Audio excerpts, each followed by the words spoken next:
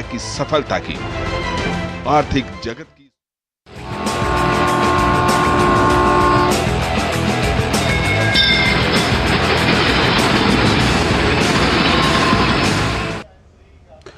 नमस्कार, स्वागत है आप सभी का डीडी न्यूज़ के इस खास बुलेटिन एक्सप्रेस 100 में, जहां हम आपके लिए लेकर आते हैं राजनीति, मनोरंजन, देश, दुनिया, खेल और व्यापार जगत की सभी बड़ी खबरों को एक्सप्रेस यानी फटाफट अंदाज में। मैं हूं चंद्रशेखर जोशी। तो आइए शुरू करते हैं तेज खबरों का सिलसिला। लोकसभा चुनाव प्रचार में तमाम राजनीतिक दलों ने पूरी ताकत झोंक दी है। 19 अप्रैल को पहले चरण का मतदान होगा। भाजपा के स्टार प्रचारक प्रधानमंत्री नरेंद्र मोदी एनडीए प्रत्याशियों के पक्ष में धुआंधार प्रचार कर रहे हैं। भाजपा के मिशन साउथ के तहत पीएम आज केरल और तमिलनाडु के चुनावी दौरे पर रहे। प्रधानमंत्री सबसे पहले केरल के त्रिशूर स्थित अलाथुर पहुंचे। पीएम ने यहां अलाथुर और त्रिशूर लोकसभा सीटों से चुनाव लड़ रहे एनडीए प्रत्याशियों के लिए चुनावी रैली की। इस दौरान पीएम एलडीएफ और यूडीएफ पर जमकर बरसे। उन्होंने कहा कि केरल में ये दोनों गठबंधन एक दूसरे के खिलाफ चुनाव लड़ रहे हैं, जबकि दिल्ली में वो एक दूसरे के साथ परिवारवाद को बढ़ावा देने के टिप्स साझा करते हैं। पीएम ने राज्य में पानी की किल्लत के मुद्दे को उठाया और इस पर सत्तारूढ़ राज्य सरकार को निशाने पर लिया। उन्होंने हर घर जल पहुंचाने में एलडीएफ सरकार के भ्रष्टाचार में शामिल होने का आरोप लगाया। पीएम ने राज्य में सहकारी बैंक में हुए गबन का भी उल्लेख किया और लोगों को भरोसा दिलाया कि इसमें अपनी पूंजी खो चुके लोगों को उनका पैसा वापस कराया जाएगा।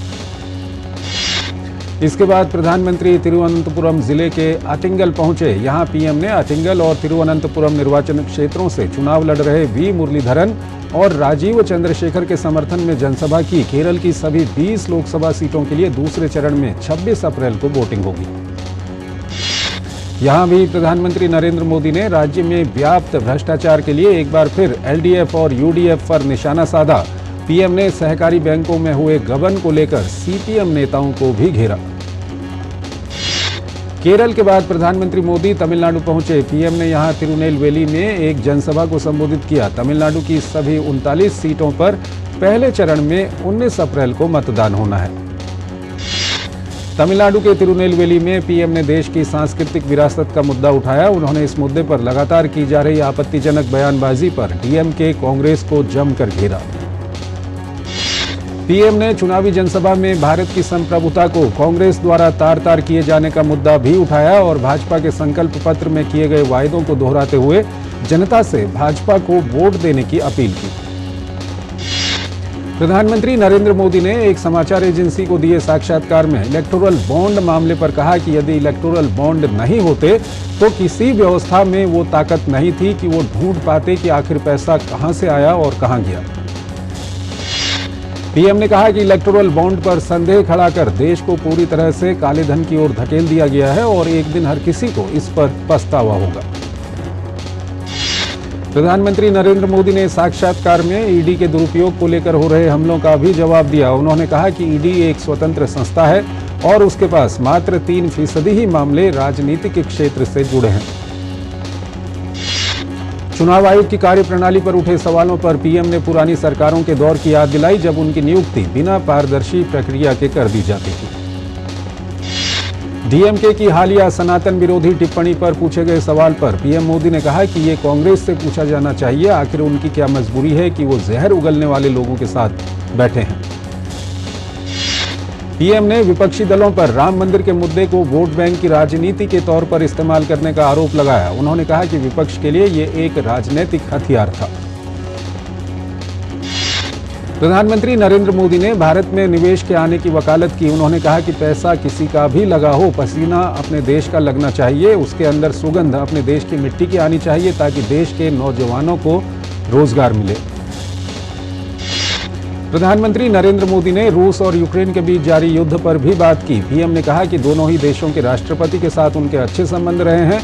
युद्ध के दौरान जब भारतीय छात्र वहां फंस गए थे तो उन्होंने दोनों से बात करके रास्ता निकाला। उत्तराखंड के मसूरी में भाजपा के राष्ट्रीय अध्यक्ष जेपी नड्डा ने राज्य के मुख्यमंत्री पुष्कर सिंह धामी की मौजूदगी में मोदी सरकार द्वारा पिछले 10 सालों में राजनीति की परिभाषा बदलने की बात कही। केंद्रीय गृह मंत्री और भाजपा के वरिष्ठ नेता अमित शाह आज मणिपुर पहुंचे। मणिपुर के इम्फाल में अमित शाह ने एक सार्वजनिक रैली को संबोधित किया।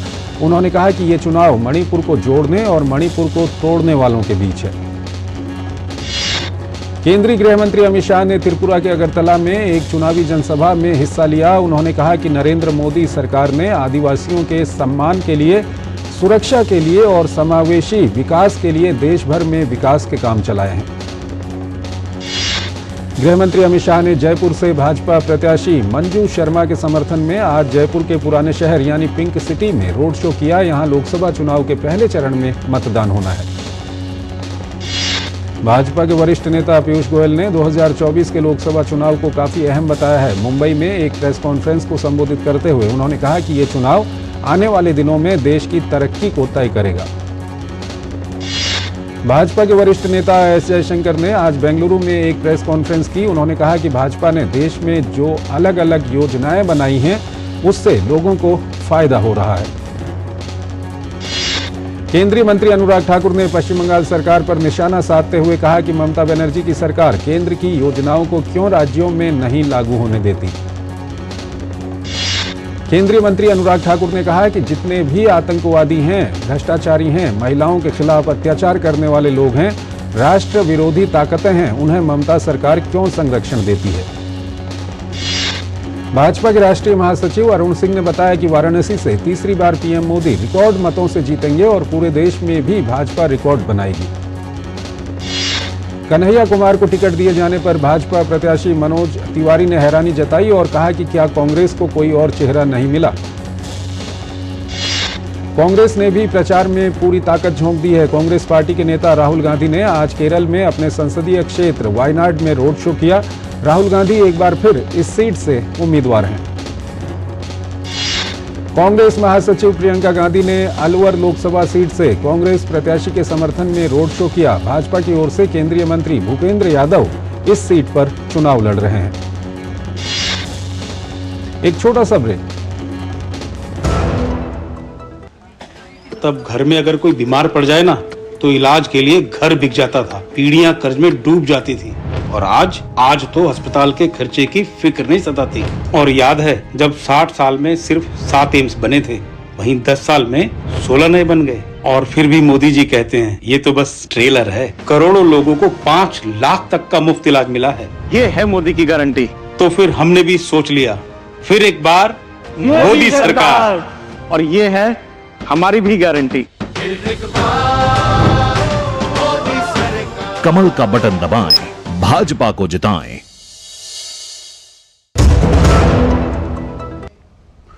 स्वागत है आपका ब्रेक के बाद और आइए अब खबरों के सिलसिले को और आगे बढ़ाते हैं। कांग्रेस नेता प्रियंका गांधी ने भाजपा पर हमला बोलते हुए कहा कि पिछले 10 साल में महंगाई चरम पर है। कांग्रेस नेता जयराम रमेश ने प्रेस वार्ता को संबोधित करते हुए कहा कि उत्तर पूर्वी राज्यों में कांग्रेस का अच्छा जनाधार है। उत्तर पूर्वी दिल्ली से कांग्रेस प्रत्याशी कन्हैया कुमार ने कहा कि कोई ना कोई सामने तो होगा ही। व्यक्ति महत्वपूर्ण नहीं होता, विचार और मुद्दे महत्वपूर्ण होते हैं। जनता तय करेगी कि नतीजे क्या होंगे। समाजवादी पार्टी के प्रमुख अखिलेश यादव ने मुजफ्फरनगर में सपा प्रत्याशी के समर्थन में चुनाव प्रचार किया। इस मौके पर मीडिया से बात करते हुए उन्होंने भाजपा पर भ्रष्टाचार का आरोप लगाया। एनसीपी नेता प्रफुल्ल पटेल ने शरद पवार पर तंज कसते हुए कहा कि एनसीपी बहुत पहले भाजपा से हाथ मिलाना चाहती थी। बीजेडी के पूर्व सांसद डॉक्टर प्रभाष कुमार सिंह आज भाजपा में शामिल हुए। ओडिशा में लोकसभा और विधानसभा चुनाव साथ साथ हो रहे हैं। ऐसे में बीजेडी के प्रभावशाली नेता के भाजपा में शामिल होने से राज्य में भाजपा को मजबूती मिली है। लोकतंत्र के महापर्व में वोट प्रतिशत बढ़ाने के लिए और मतदाताओं को जागरूक करने के लिए डाक विभाग ने अनोखी पहल की है। डाकघर पहुंचने वाली सभी चिट्ठियों पर डाककर्मी मतदाता जागरूकता की मुहर लगा रहे हैं। डाक विभाग के इस अभियान के तहत प्रतिदिन 30 से 40 हजार लोगों को जागरूक किया जा रहा है। चिट्ठी पर मुहर लगाओ अभियान प्रथम चरण के चुनाव से 2 दिन पहले तक जारी रहेगा। दिल्ली शराब नीति घोटाले से जुड़े मनी लॉन्ड्रिंग मामले में आरोपी मुख्यमंत्री अरविंद केजरीवाल की न्यायिक हिरासत को दिल्ली की राउज एवेन्यू कोर्ट ने 23 अप्रैल तक के लिए बढ़ा दिया है। दिल्ली हाईकोर्ट के फैसले के खिलाफ अरविंद केजरीवाल की अपील पर सुप्रीम कोर्ट ने ईडी को नोटिस जारी किया है। सुप्रीम कोर्ट ने ईडी को 24 अप्रैल तक जवाब दाखिल करने को कहा है। अगली सुनवाई 29 अप्रैल से शुरू होने वाले हफ्ते में होगी। आप विधायक अमानतुल्लाह खान को सुप्रीम कोर्ट से राहत नहीं मिली है। कोर्ट ने वक्फ बोर्ड में भर्ती से जुड़े मनी लॉन्ड्रिंग मामले में अमानतुल्लाह खान की अग्रिम जमानत की मांग ठुकरा दी है। कोर्ट ने अमानतुल्लाह को प्रवर्तन निदेशालय के सामने पेश होने को कहा। अमानतुल्लाह 18 अप्रैल को ईडी के सामने पेश होंगे। कोर्ट ने कहा है कि अगर ईडी के पास पर्याप्त साक्ष्य हों तो वो अमानतुल्लाह खान को गिरफ्तार कर सकती है। दिल्ली आबकारी घोटाला मामले में राउज एवेन्यू कोर्ट ने के कविता की न्यायिक हिरासत 23 अप्रैल तक बढ़ा दी है। कविता की सीबीआई रिमांड का आज आखिरी दिन था। मथुरा श्रीकृष्ण जन्मभूमि विवाद पर सुप्रीम कोर्ट में सुनवाई को 5 अगस्त के लिए टाल दिया गया है। शाही ईदगाह परिसर के सर्वे पर रोक का सुप्रीम कोर्ट का अंतरिम आदेश जारी रहेगा। सुप्रीम कोर्ट ने साफ किया कि उसने इलाहाबाद हाई कोर्ट में चल रही सुनवाई को रोका नहीं है। ट्रेनों में कवच प्रणाली के कार्यान्वयन के लिए भारतीय रेलवे द्वारा उठाए गए कदमों की सराहना करते हुए सुप्रीम कोर्ट ने आज एक जनहित याचिका का निपटारा किया। जस्टिस सूर्यकांत और जस्टिस के.वी. विश्वनाथन की बेंच ने कहा कि रेलवे ने ट्रेनों में टकराव रोधी प्रणाली को बेहतर बनाने की दिशा में कई कदम उठाए हैं। इसमें सुरक्षा प्रणाली की स्थापना, पटरियों की गुणवत्ता में सुधार, कर्मचारियों का प्रशिक्षण जैसे तमाम पहलू शामिल हैं। श्री राम जन्मभूमि तीर्थ क्षेत्र ट्रस्ट ने रामनवमी पर्व के संबंध में जानकारी देते हुए बताया कि श्री राम जन्मभूमि मंदिर में मंगला आरती के पश्चात ब्रह्म मुहूर्त में प्रातः 3:30 से अभिषेक, श्रृंगार एवं दर्शन साथ साथ चलते रहेंगे। श्रृंगार आरती प्रातः 5 बजे होगी। श्री राम जन्मभूमि तीर्थ क्षेत्र ट्रस्ट ने बताया कि दर्शन का समय बढ़ाकर 19 घंटे कर दिया गया है। भगवान को 4 बार भोग लगाने के लिए सिर्फ 5-5 मिनट ही पर्दा बंद रहेगा। 16, 17, 18 एवं 19 अप्रैल को किसी भी प्रकार के पास जारी नहीं किए जाएंगे। श्री राम जन्मभूमि मंदिर में संपन्न होने वाले सभी कार्यक्रमों का सजीव प्रसारण अयोध्या नगर निगम क्षेत्र में लगभग 80 से 100 स्थानों पर एलईडी स्क्रीन के माध्यम से किया जाएगा। ये कार्य प्रसार भारती द्वारा किया जाएगा। देश में आगामी मौसम के पूर्वानुमान को लेकर आईएमडी ने आज प्रेस वार्ता की और बताया कि इस बार के मानसून में अच्छी बारिश होगी, जिससे किसानों को फायदा मिलेगा। तो वहीं देश के कई हिस्सों में गर्मी का प्रकोप भी रहेगा। भारतीय मौसम विभाग ने बताया कि इस बार जून से सितंबर तक मानसून सामान्य से बेहतर रहेगा, यानी जून से सितंबर तक 4 महीने में 96 से 104% के बीच बारिश हो सकती है। ये फसलों के लिए अच्छा संकेत है। विधि और न्याय मंत्रालय के विधायी विभाग द्वारा 1 से 15 अप्रैल तक स्वच्छता पखवाड़े का आयोजन किया गया। इस दौरान विभाग ने स्वच्छता के साथ स्वच्छता पर कविता, निबंध लेखन और क्विज प्रतियोगिता का भी आयोजन किया। रामनवमी पर्व को लेकर पूरे झारखंड में उत्साह का माहौल है। राजधानी रांची समेत राज्य के ज्यादातर इलाके इन दिनों लाल, पीले और केसरिया रंग के महावीरी झंडे से पूरी तरह पटे हुए नजर आ रहे हैं। सप्ताह के पहले कारोबारी दिन सेंसेक्स में गिरावट देखने को मिली। सेंसेक्स 845 अंक टूटकर 73,399 पर बंद हुआ। निफ्टी भी लाल निशान पर बंद हुआ। निफ्टी 247 अंक गिरकर 22,273 पर आया। बायजू के सीईओ अर्जुन मोहन ने कंपनी से इस्तीफा दे दिया है। बायजू ने अब अपने व्यवसाय को the learning app, online classes और ट्यूशन सेंटर व टेस्ट प्रीप तक सीमित कर दिया है। ईरान और इजराइल में बढ़ते तनाव के बीच सोने की कीमतों में रिकॉर्ड तोड़ बढ़ोतरी जारी रहने की संभावना है। भारत में आर्टिफिशियल इंटेलिजेंस से संबंधित नौकरियों में तेजी देखी जा रही है। पिछले साल की तुलना में इस साल मार्च में इस क्षेत्र में नौकरियों में 12% की वृद्धि हुई। एक और छोटा सा ब्रेक। लाखों की संख्या में श्रद्धालु पहुंचे अयोध्या। बरसों की प्रतीक्षा के बाद हमारे अयोध्या का गौरव लौटा है। नहीं तो पहले टेंट, टूटे घाट, गंदगी, कोई फैसिलिटी नहीं। और अब काशी देखो, केदारनाथ देखो, उज्जैन देखो, सोमनाथ देखो, सब भव्य, दिव्य। और मोदी जी कहते हैं ये तो बस ट्रेलर है, आस्था का परचम लहराता रहे। ये है मोदी की गारंटी, इसलिए हमारा पहला वोट मोदी को। ये है हमारी भी गारंटी। कमल का बटन दबाएं, भाजपा को जिताएं। स्वागत है आपका ब्रेक के बाद और आइए खबरों के सिलसिले को और आगे बढ़ाते हैं। विश्लेषकों की राय है कि कच्चे तेल की कीमतों में बढ़ोतरी समेत बढ़ते वैश्विक जोखिमों के मद्देनजर भारतीय रिजर्व बैंक नीतिगत दरों में कटौती में देरी कर सकता है। वाणिज्य एवं उद्योग मंत्रालय द्वारा जारी आधिकारिक आंकड़ों के अनुसार थोक मूल्य सूचकांक WPI पर आधारित देश की मुद्रास्फीति मार्च में बढ़कर 0.53% हो गई। वित्त वर्ष 2023-24 के दौरान भारत ने नवीकरणीय ऊर्जा क्षमता में रिकॉर्ड 18.48 गीगावाट की बढ़ोतरी की है। देश की अर्थव्यवस्था के मोर्चे पर एक अच्छी खबर आई है। सोने के भंडार में तेज बढ़ोतरी के कारण देश का विदेशी मुद्रा भंडार लगातार 7वें सप्ताह बढ़कर 648 अरब डॉलर के पार पहुंच गया है। एप्पल ने वित्त वर्ष 2024 में भारत से 10 अरब डॉलर के आईफोन का किया निर्यात। कंपनी ने वित्त वर्ष 2024 में जो फोन बेचे उनकी कीमत 2022-23 में बिके आईफोन की कीमत से दोगुनी यानी 100% ज्यादा रही। IMD ने अपने अनुमान में बताया कि भारत के ज्यादातर इलाकों में 4 महीने के मॉनसून सीजन के दौरान लॉन्ग टर्म एवरेज की 106% बारिश होगी। सोमाली समुद्री लुटेरों ने $5 मिलियन की फिरौती लेने के बाद अपहृत जहाज MV अब्दुल्ला और उसके चालक दल के 23 सदस्यों को रिहा कर दिया। उत्तर कोरिया ने अपने संस्थापक किम इल सुंग की 112वीं जयंती को बड़े पैमाने पर नृत्य पार्टी और आतिशबाजी के साथ मनाया। किम इल सुंग वर्तमान नेता किम जोंग उन के दादा थे। सूडान में 15 अप्रैल 2023 को सेना और अर्धसैनिक बलों के बीच शुरू हुई लड़ाई लगातार जारी है। अब तक 15,000 से अधिक लोग इस गृह युद्ध की भेंट चढ़ चुके हैं। पेरिस ओलंपिक इस बार एथलेटिक्स ट्रैक को लेकर हमारी सोच में जरा बदलाव करने की तैयारी में है। इस बार आपको पेरिस ओलंपिक के दौरान ये ट्रैक लाल नहीं बल्कि बैंगनी रंग में नजर आएंगे।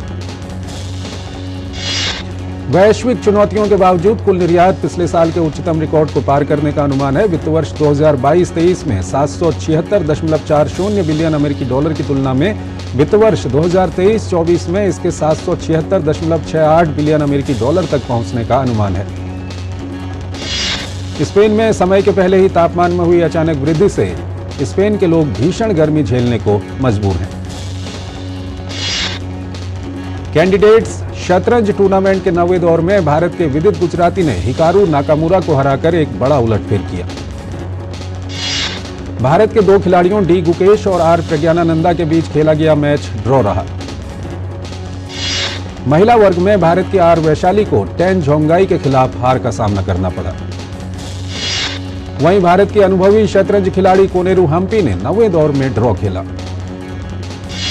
अब 10वें दौर में होने वाले अहम मैच में प्रतियोगिता में संयुक्त रूप से शीर्ष पर चल रहे इयन नेपोमनियाची और डी गुकेश आमने सामने होंगे। 10वें दौर में एक बार फिर 2 भारतीय आमने सामने होंगे जब आर प्रज्ञानानंदा और विदित गुजराती के बीच मुकाबला खेला जाएगा।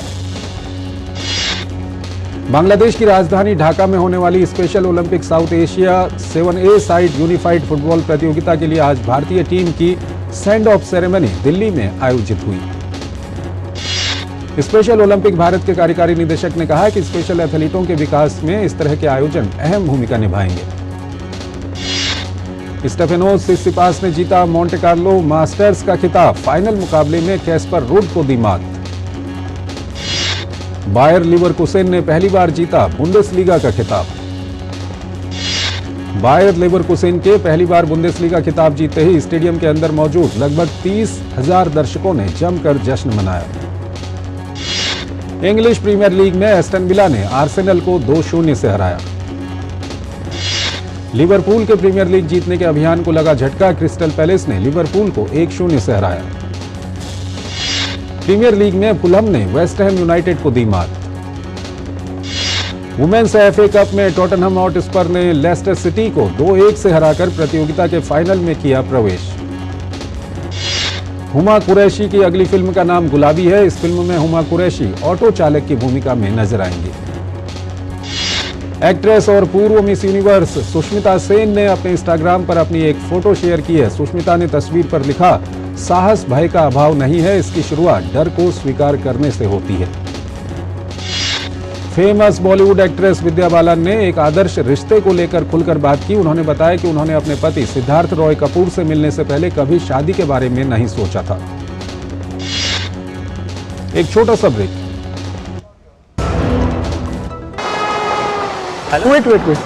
हाँ ले फोटो।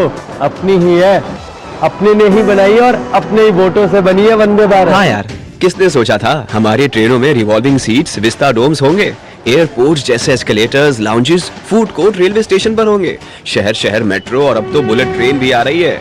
और फिर भी पता है मोदी जी क्या कहते हैं कि ये तो बस ट्रेलर है। लाइफ इजी बना दी मोदी जी ने। और अब हम उनकी जीत इजी बनाएंगे।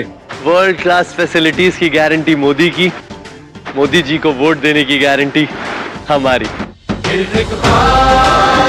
कमल का बटन दबाएं, भाजपा को जिताएं। स्वागत है आपका ब्रेक के बाद और आइए अब आगे बढ़ते हैं।